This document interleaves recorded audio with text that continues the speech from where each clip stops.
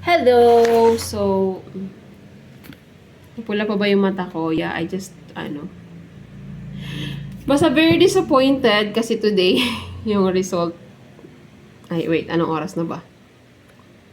Ay, 2:30 na. So, um, actually, 11 pa lang nalaman ko na ang result. And the result was very sad kasi nabigyan ako ng yellow paper right here. So, basically, for sputum test ako. So, November 6 ngayon, November 8, 9, 10 yung collection ng aking, ang tawag niya, ng aking phlegm, ng aking sputum test. So, very sad lang. I have to call my fiancé, syempre, my parents, my friends. Wala. Feel ko lang kailangan kong malaman nila. And then, yeah, hindi maiwasang umiyak. Kasi, super sad. Super sad naman talaga kasi 'di ba? Today is November 2023. June 2022 pa lang nag-apply na kami. So lumipas na ang June 2023. 1 year after, hanggang ngayon waiting pa rin, tapos ito pa nang nangyari. Kaya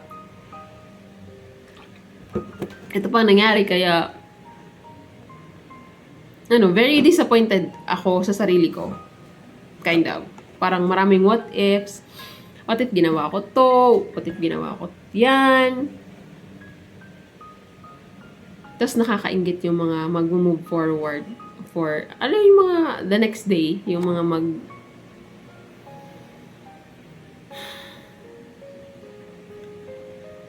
yung for vaccination, yung for immunization the next day. Parang lang ako. Naiingit ako. Kasi, wala silang makakancel. Ako may makakancel yung interview ko. Lahat, automatically actually makakancel na. And so, wala na akong schedule. So, sad lang. Hi guys! Welcome back to my YouTube channel. So, I think it's been forever since the last time I posted a video. Ngayon, this video is a little bit different. No, not little bit different, but it is really different from my other videos. Today is all about the K1 visa application. So, yeah, as you can see from the title of this video, yes, nag-sputum po ako. Nag-sputum ako last November 6, yun po yung schedule ng aking medical sa St. Luke's Extension Clinic. So, yeah, after that, I was really very devastated. I was very sad. Akala ko gumuho na yung aking mundo. And, yeah, the experience was, it was okay. It was okay. Syempre, kasi diba, ikaw nga naman ma-sputum. So, very nakaka-stress pala pa talaga kapag na-sputum ka. Lalo kapag it's hard for you to accept and you know that you're not sick. But who knows, diba? You'll never know. Talaga. Actually, ito sa video na to, hindi ko na itatalakay yung process ng medical, kung saan magsisimula, ganon, from the pila to the guard to inside, kasi I'm pretty sure marami nang gumawa ng videos ng ganon. So, ang sa akin ngayon, so far marami naman ako nakitang video sa YouTube na nag-sputum, pero particularly yung mga for initial pulmonary re-evaluation. Kasi doon ako na-categorize this time. By the way guys, okay, sasabihin ko sa inyo ng konti this is latest. This is 2023. Ang experience ko on the first day of ng sputum collection, parang not 11 but 12 midnight or 1 a.m. pa lang, nandun na pala kami nakapila guys. That's 2023. Yung first day ko ng aking sputum collection was November 8. Yeah. November 8, 9, 10. That's my 3 consecutive days of sputum collection. I mean, not so mahaba pa at 1 a.m. Pero sa 1 a.m. na yun, pang 13 na agad. Pang 18 na ata agad kami that time. I think not every day has a really, really long queue. Kasi on the second day, parang pumunta ako doon ng mga around may pumila para sa akin. Pumunta siya doon. I don't even know if I should be telling this, pero kasi ganito, mayroong mga nagbabayad ng, alam mo naman may nagpaparenta doon ng mga chairs.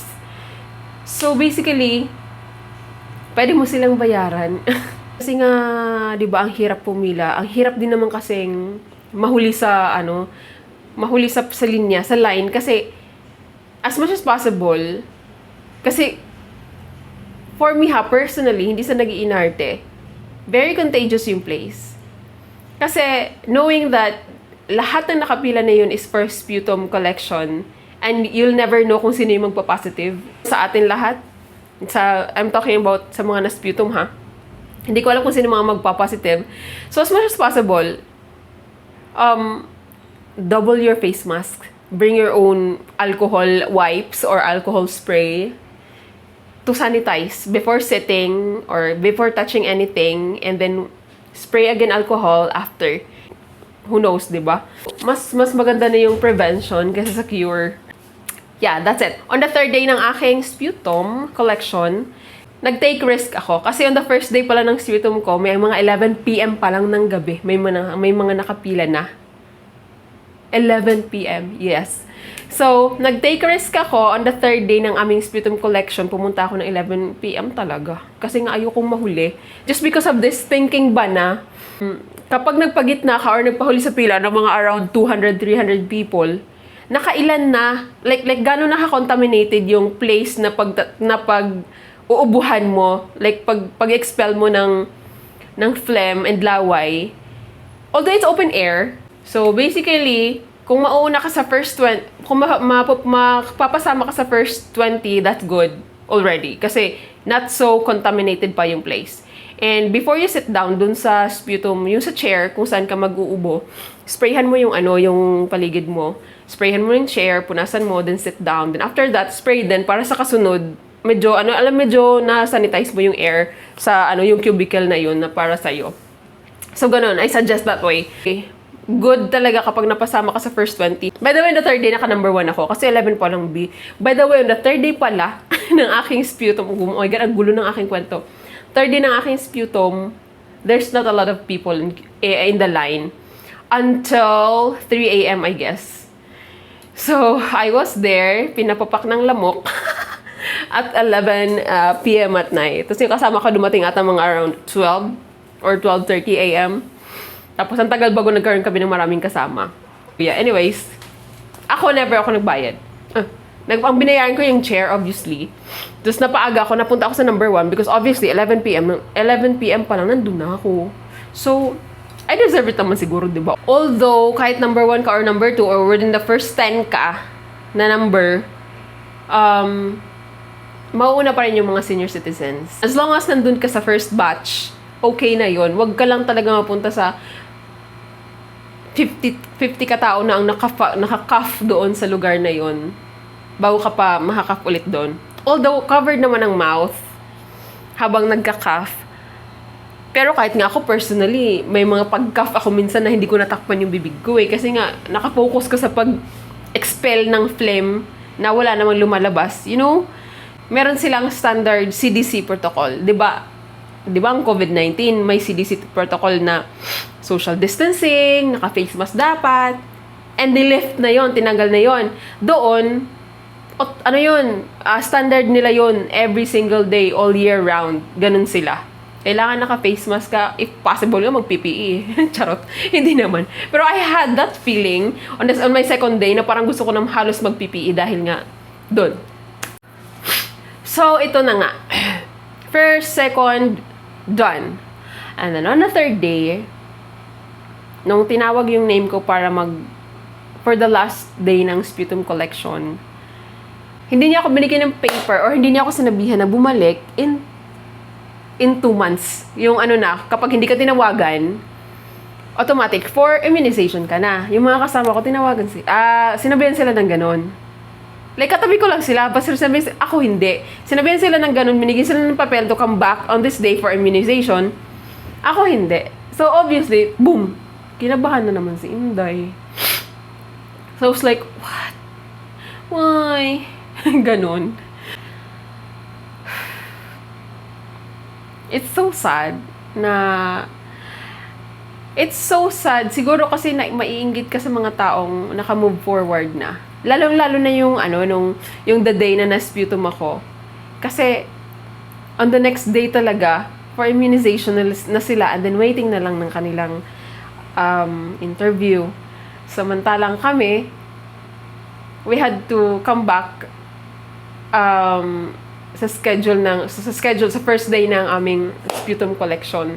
And then ngayon, yung iba, papabalikin na ng after 2 months for immunization.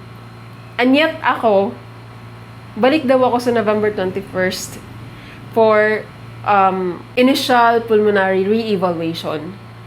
Ngayon, hindi pa siya November 21st. Today is just November 13. So, I'm yet to come back and I am yet to update this vlog. So, stay tuned sa kung ano talaga ang mangyayari. So, yeah. I'll make another video. I'll make another update on like what's gonna happen on the day of my re-evaluation. Let's see. Basta ang sabi sa akin, ano bang sinabi sa akin? Kasi nagtanong ako dun sa nurse kung something's wrong ba? Sabi niya, hindi naman ma'am, explain lang sa'yo kung bakit ka na sputum in the first place. Ganon. So, in my mind, syempre, mag-overthink tayo. Ganon din naman, parehas naman kayo na-sputum. Bakit hindi niyo explain sa kanila? Bakit sa akin kailangan niyo explain? So, yeah, let's see what happens. Kasi, napaparanoid ako. Tingnan mo, sa sobrang puyat ko ata, kakanood ng mga YouTube na videos na wala naman ako nakitang answer kung talaga bang mapupunta ako sa sinasabi nilang gamutan na 6 months dahil meron akong pulmonary re-evaluation. Wala akong nakita na video na proof talaga ba na lahat na nagkakaroon ng pulmonary re-evaluation ay talagang napupunta dun sa 6 months na gamutan. So, parang nag-iisip na, why would I go to that period when I know to myself that I'm not sick, I don't have TB?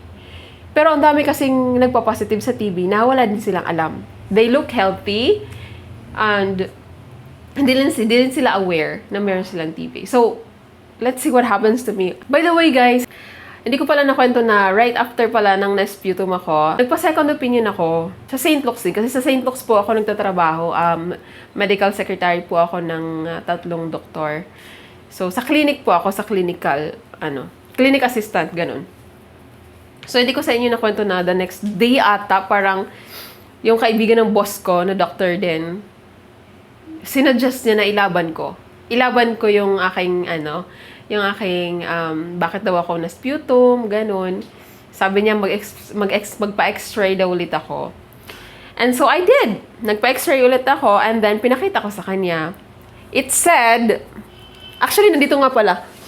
Ito. Ang result ng x-ray ko is normal.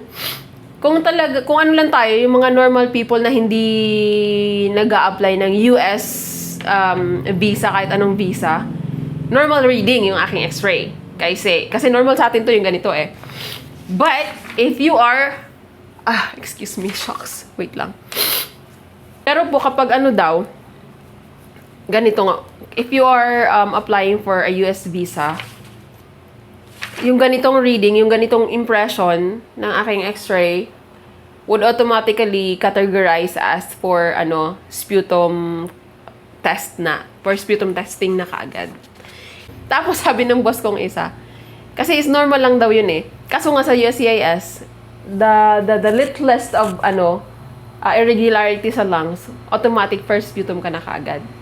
So, hindi ko pa siya binabasa sa pulmonologist kasi gusto ng ENT doctor ko na maghanap daw ako ng pulmonologist adult para magpa-clearance. Na-clear ako from TB and that result pwede kong ilaban sa doon sa extension clinic ng St. Luke's din. Kasi the same machine, the same lahat. Sabi ko wala naman mawala sa akin kung ilaban ko, di ba?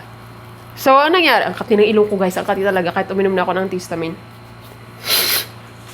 So, yeah, dahil lang doon sa pleural thickening na na ako, first sputum na agad ako. I think I slowly accepted it. Ang kinausap ko pala sa extension clinic is yung manager sa ground floor. Kaya kinausap ko siya, sabi ko na kung pwede, And sabi ko, sinuggest po to sa akin ng ENT doctor sa St. Luke's na ilaban ko daw po. Ito ganyan, ganito ganyan. And hindi daw yon acceptable. Hindi daw nila i-accept yung result ng ibang clinic, ng ibang hospital. Kasi meron silang meron silang CDC protocols nga. Meron silang sariling protocol, meron silang sariling technicalities na nautos sa kanila mismo ng US Embassy. Ganon. So, meron silang standard. And, yeah, I slowly accepted it naman na talagang, okay, I'll just have to go through this sputum test. Sabi nga ni fiancé ko, we're not getting denied. It's just a hiccup. It's just, isa lang maliit na bump, sabi niya ganun. It's just a delay. So, there's nothing to be depressed about, something like that. Oo, pwede kang sabi niya sa akin, pwede kang masad, pwede kang umiyak, pwede kang maging nega, pero kapag naging okay ka na, move forward. Be strong kasi nandyan ka sa testing na yan eh. You need to be strong. It's not easy naman talaga kahit saan ka mapunta. How much more kapag nandun na tayo sa US, di ba? Ayun na. Nakwento ko na yung... Ito na yung last na kwento ko. After ko kinausap, yung manager doon sa baba, doon sa ground floor ng ng extension clinic, hindi ako pinayagan. So sabi ko, okay, it's okay. At least I tried, diba? Pero kayo, wag na kayo mag-try kasi I am doing this video na para you won't have to do it yourself kasi I already did it for you. So, the next day, doon pa lang ako nakakita ng pulmonologist na talagang magbabasa ng x-ray ko. And so, she said, oh, it's normal. Sabi niya ganon. Hindi ko na pa sabihin niyo kung sino siya ha, kasi taga St. Luke's lang din siya. Na doctor pulmonologist adult na I know from 2014. Basta, kilala ko na talaga siya. So, eto na nga, pinabasa ko sa kanya yung aking x-ray. Sabi ko, doktora, pabasa lang po ako ng x-ray ko. Sabi niya, okay, normal naman. Bakit? Bakit ka ba nagpapaano ng inyong x-ray? Sabi niya, ganon. Sabi ko yung about sa, na-sputum kasi ako, doktora, ganon. Tapos gusto ko lang malaman if I was sick. Kinat niya na agad ako. Sabi, gusto ko lang malaman kung malala ba ako, kung may sakit ba talaga ako. Doon ako kinat ni doktora. Why? Isa pala siya sa mga nagbabasa ng x-ray ng St. Luke's Extension Clinic. Affiliated pala siya with US Embassy. Sabi ko, shucks. Anong ginawa ko? I don't know. Sabi niya pa, kung alam ng sekretary ko na patient ka, hindi ka niya tinanggap. Dahil sa conflict of interest. Siyempre, di ba? Applicant. Tapos, nag-work pala siya sa embassy. Sa US Embassy. So, I'm like, no way. Baka napasama pa yung pagpapul mo ko. Alam mo yon. So, sabi niya sa akin, pero dahil taga St. Luke's ka, sige, babasahin ko at I'll give you information. Pero, hindi information about sa kung ano mangyayari, kung may sakit ba ako o wala. No, walang ganun. Ang sinabi niya lang sa akin, na you really have to go through it. Sabi niya lang ang tanong ko kasi talaga, Dok, may sakit ba talaga ako? She thought na magpapaprescribe ako ng gamot, gano'n. No, hindi naman talaga ako magpapaprescribe ng gamot. Ang akin lang, kasi syempre paranoid ka, di ba? Na-sputum ka eh. Pag na-sputum ka kasi, niro-roll out ka into having tuberculosis. Parang naghihinala sila na may tuberculosis ka. So ako naman, syempre, di ba, tuberculosis, nakakahawa yung dahil. So we don't know then. So ang gusto ko lang maklarify is kung may sakit ba ako. Sabi ko, doktora, hindi po ako magpapaprescribe ng gamot. Ano lang po sana ako. Based po sa aking x-ray, malala po ba yung nakita nila sa akin? Sabi ni doktora, no, I'm not gonna give you details dahil sa conflict of interest. But since taga St. Luke's ka, sabi niya ganun, I'll explain to you what really is happening. According to what she said, sa pagkakaintindi ko, yun na nga, kung normal lang na tao na hindi nag-a-apply for visa, yes, normal yung x-ray, walang problema. But, kung nag-a-apply ka for US visa, kahit anong makita doon na irregularities, dahil lang may something sila na nakita na kahit hindi naman related sa TB, automatic talaga, for sputum ka na kaagad. And doon ko na lang talaga natanggap na, okay. Sabi ni Doktora mismo, utos daw yon ng US Embassy sa St. Luke's Extension Clinic. So, simula no, na-accept ko talaga siya na, okay, I understand. Kasi, konting ano pa lang daw kahit anong irregularities daw talaga sa lungs mo, takot na kaagad ang US Embassy doon. Ang sabi niya, na hanggat hindi ka napuproven na negative, hindi ka makakaapak o hindi ka pwedeng umapak sa US Embassy for your interview. So, ganun talaga. Sabi niya ganun. Sabi ko, pero doktora, may sakit nga. May sakit ba talaga ako based sa x-ray ko? Sabi niya, who knows? Who knows kung anong, ano mo, kung gano'n ka ba kalala, kung may sakit ka ba. Tiga, antayin mo na lang yung sputum test mo. Sabi niya ganun. And so, I was like, sige, antayin ko na lang. Kasi, we'll never know talaga. Hopefully, wala talaga. And I'll pray for it. Sana you'll see a prayer din for me. So yeah, yun ang explanation lang ni Doktora bilang isa sa mga nagbabasa ng x-ray ng mga galing sa St. Luke's Extension Clinic. So, utos daw pala talaga yun sa kanila ng US Embassy. Sumusunod lang sila sa kanilang protocol. Ganon. So, simula nun, yeah, I accepted everything. Pinasa Diyos ko na lang. I trust in God naman. And I'm so thankful with my partner na very supportive. Actually, sa totoo lang, sa ganitong mga situations, sa mga ganitong circumstances, wala tayong ibang kakapitan kundi yung Diyos, si Lord,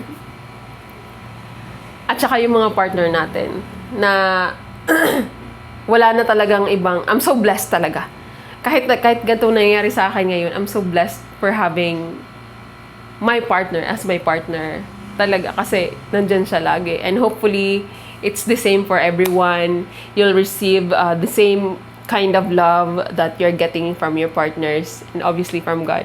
He's so good. Naiiyak ako. Anyways. Sa next video, guys,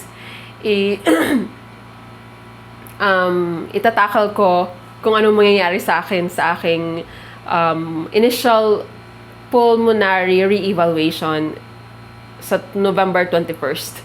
So, hopefully you learned something from this video, and I will see you on my next video. I will see you next time. So, pa-like and pa-subscribe na lang po. And, yeah, good luck to us. Be strong. Kayang-kaya natin to. And, don't forget to pray ardently. I'm praying for everyone na sana we'll get through this already. May reason si God kung bakit na tayo dine-delay, maybe to make us much stronger, and I think that reason is gonna make us stronger naman. Hindi not to break us, but to make us strong, and be better for future. Wishing everyone a perfect health and have faith. Thank you, guys. Bye. See you next time.